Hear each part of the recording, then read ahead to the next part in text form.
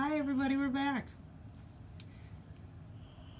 During this video you're going to watch me calmly record while my son has a seizure. And that's because I've seen them thousands of times over the last 9 years.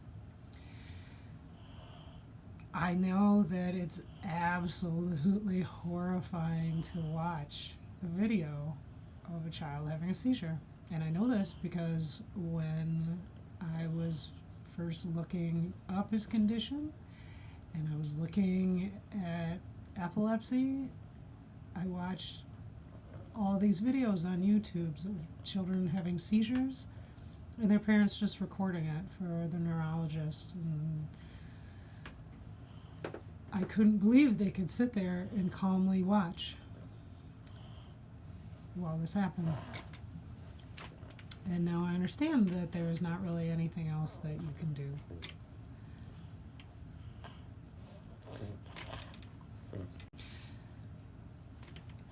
The first several hundred of them I videotaped, and I was crying, and I was crying so hard, and I was shaking, and you couldn't even see the seizure because I was beside myself while I watched my infant seize time and time again. And over the years, it's not any less upsetting. It still feels like kind of getting kicked in the guts, but now I don't cry. Now I'm calm. Now I can videotape it. Now I can just watch and make sure he's safe and that he's not going to get hurt. And I'm documenting any changes so that, physicians can see it. Other families can see it when they're wondering about new types. So, yeah, pardon us while we tell our story and pretend like the epilepsy, although it's a huge part of it, is not distracting. So the first thing we got to get out of the way is, what is lissencephaly and what does it mean? So it's Greek for smooth brain, and that's what he's got, a completely smooth brain. There are absolutely no wrinkles on this brain whatsoever, and the ventricles are slightly dilated, and in his particular case, the gray and the white matter are mixed together. I don't know what it means, but what it ultimately translates to is intractable epilepsy. No matter what I do, he's always going to have some level of seizures. When he was an infant, he had anywhere between 70, sometimes less, maybe 50 seizures, 50 to 70 seizures a day. They're always small focal seizures, probably about 45 seconds, generally under a minute. But no matter what medicine I tried, and really no matter what I did, he pretty much always had seizures. Over time, they've gotten a lot better. We found a right mixture of medication, and more than anything else, we've done a whole foods blended version of the ketogenic diet. And I could speak forever and ever and ever about ketogenic diet, so those will be a whole separate sort of thing. I don't know where he's at cognitively. His receptive language is about right. His expressive language, there's little to none. He's very dramatic, and his face is very expressive. He has a communication device that they're allegedly working with at school, but haven't seen so much with that. But again, I don't feel like you can look at the outside and know what's on the inside.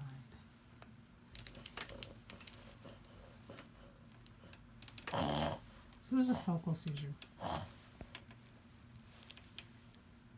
It's very mild.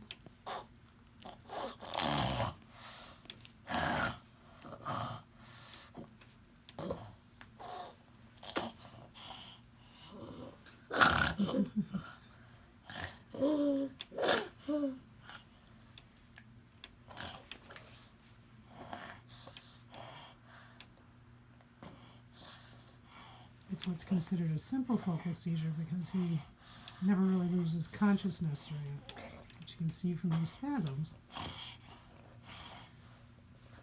But there's definitely something happening neurologically.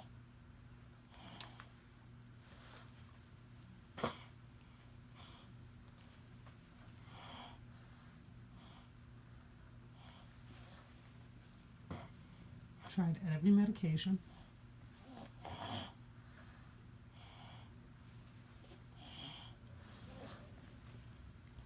That's shown any level of acceptable risk-reward ratio. Mostly he takes a lot of heavy sedatives that don't really sedate him at all because he's been taking them for so long.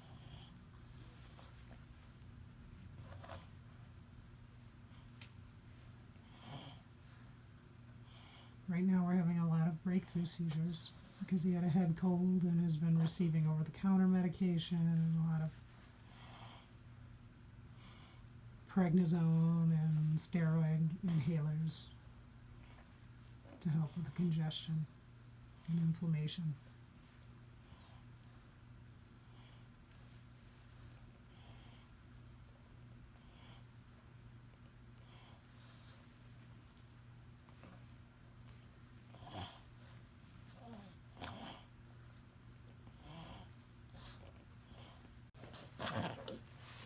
The most difficult part of epilepsy is that you can't do anything about it.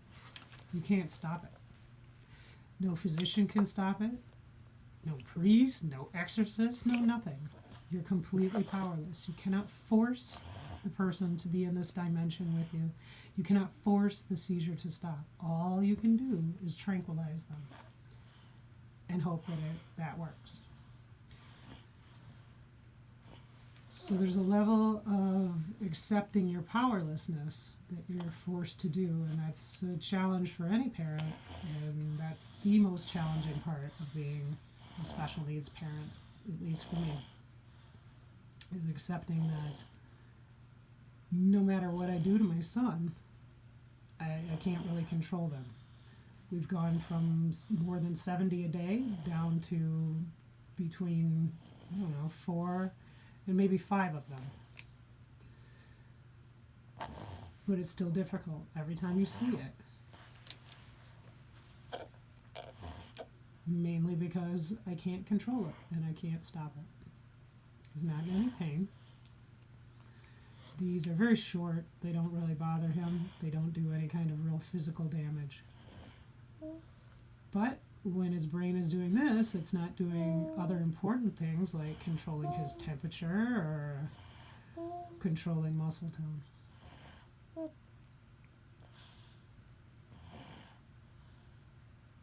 But again, that's a whole nother video in and of itself.